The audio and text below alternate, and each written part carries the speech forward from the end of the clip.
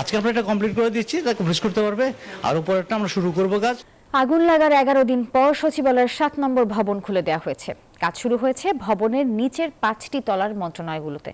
গণপূর্ত সচিব নিউজ 24-কে জানিয়েছেন, পুড়ে যাওয়া 5 মন্ত্রণালয়ে মেরামতের কাজ হচ্ছে। আগামী 2 সপ্তাহ পর দাপ্তরিক কাজ শুরু করা যাবে। আর শ্রম সচিব জানিয়েছেন, পূর্ণাঙ্গ প্রতিবেদন পাওয়ার পর জানা যাবে কোন মন্ত্রণালয়ে ঠিক কতটা ক্ষতিগ্রস্ত হলো।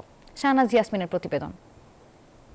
গেল 26 ডিসেম্বর গভীর রাতে সচিবালয়ের 7 নম্বর ভবনে আগুন লাগার 11 দিন পর রোববার থেকে খুলে দেওয়া হয়েছে ভবনটি। পুড়ে যাওয়া 6, 7, 8 এবং 9 তলা ছাড়া নিচের 5টি তলায় কাজ শুরু করেছে মন্ত্রণালয়গুলো।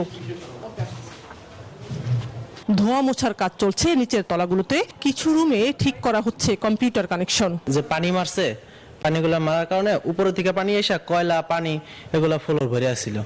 এগুলো আবার আমরা বেলচা দিয়ে উঠে ফেলাইছি। এখন বাকিগুলা দেখা যায় এই যে কয়লা আছে, ময়লা আছে, এগুলা পানি দিয়ে আমরা ঝাড়ু দিয়ে ওয়াশ করতেছি। লাইন চালু করছি, এটা আমরা 4 তলা পর্যন্ত আমরা লাইন চালু করছি। গণপূর্ত সচিব আব্দুল হামিদ খান নিউজ 24-কে জানান, আগামী 10 থেকে 15 দিনের মধ্যে আগুন লাগা 4টি তলায় কাজ শুরু করা যাবে। আজকে আমরা এটা কমপ্লিট করে দিচ্ছি, তাকে প্রবেশ করতে পারবে। আর উপরেরটা আমরা শুরু করব কাজ। 10-12 দিন লাগবে সর্বোচ্চ, এর বেশি হয়তো আমরা করে দিতে পারবো ইনশাল্লাহ। আগুনে প্রায় 100% পুড়ে গেছে শ্রম সচিবের রুম। কি কি নথি পুড়েছে জানতে অপেক্ষা করতে হবে পূর্ণাঙ্গ তদন্ত প্রতিবেদনের।